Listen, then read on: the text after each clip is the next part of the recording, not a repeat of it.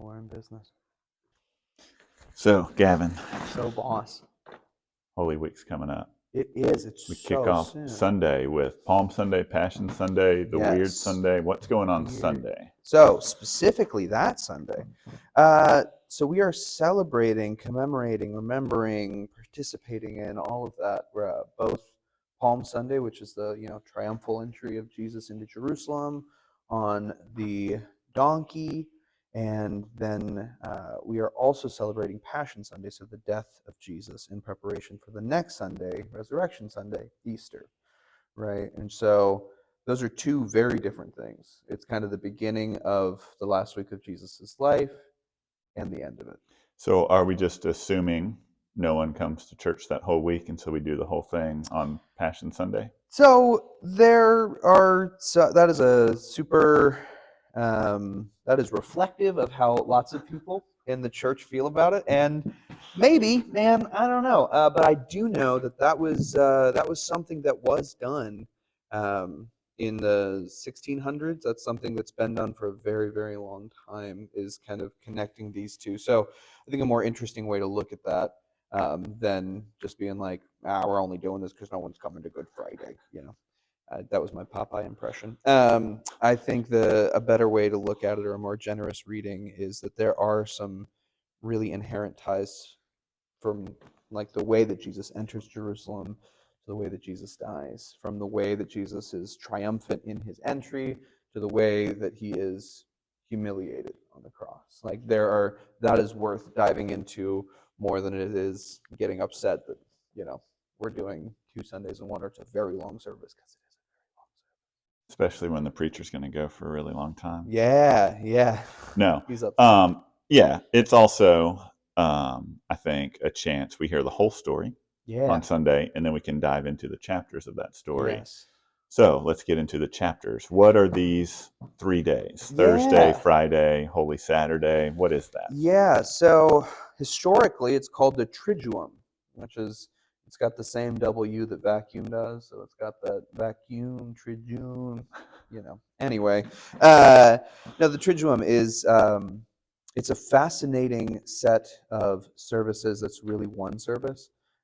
So we've got Maundy Thursday, we've got Good Friday, we've got Holy Saturday, and these are the last 3 days, the last 3 major events of Jesus' life before the resurrection. And we don't, there's a lot of doing what Jesus did. So we're washing feet, we're doing Eucharist, right? We're sitting in silence on Holy Saturday. We nailing curates to the cross. Maybe. But we are, some places will do a veneration of the cross, right? We'll do the solemn collects. There's a lot of, we are trying to get into the same feeling, feel that same energy that was kind of present there, not in like a cosmic sense, but just in an emotional way. And I think it's important to remember that we're not play acting. We're not just kind of rehearsing or rehearsing what Jesus went through, what Jesus did. This is a commemoration. This is a memory. We are participating in similar ways, in whatever ways we can, the life, the acts, and the death of Jesus Christ.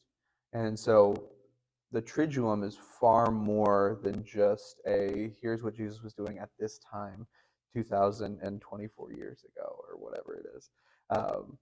This is far more, we are ourselves aligning ourselves with the person and work of Jesus Christ in this time, in this specific ways.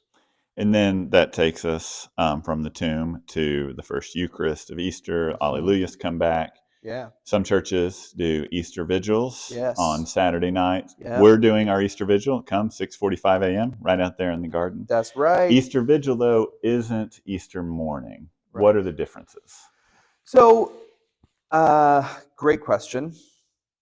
One, it is traditionally, if you go to an Orthodox Easter vigil service, you're there for hours. In the middle of the night. In the middle of the night, yeah. Right? And so we sing something called the Exultet, which says, this is the night, right? And so there is this understanding that they are not not remotely, they are just not the same service. That Resurrection Sunday and the Great Vigil of Easter are two different things. I mean, just logistically, the Great Vigil of Easter has, if you do them all, 9 readings and 9 hymns that you sing before you get to the sermon, before that happens at all, right? And so it's longer. It is telling the entire story of God's salvation, right? So the first reading is always Genesis.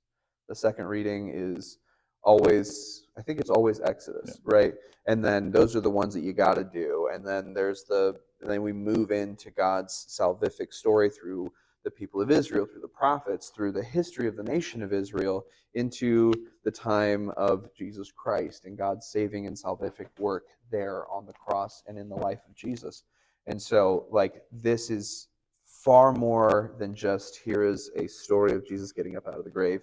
Here is the entire meta-narrative of Scripture, of God moving and acting in the nation of Israel and then in the world.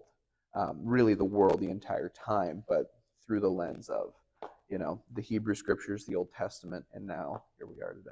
Yeah, it's the particular Easter service, Yes. right? Like you show up at 8:30 or 10:30 on Easter morning, it's going to look exactly like a Sunday morning every other week of the year. There's nothing distinctive, really, that sets apart Easter Sunday from the other 7 Sundays of Eastertide or anything. The vigil is the particular Easter resurrection service. Yeah, I love that, boss.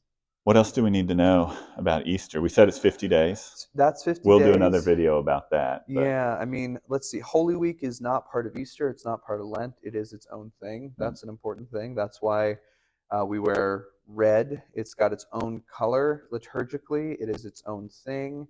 It is something distinct and something worth participating in every way.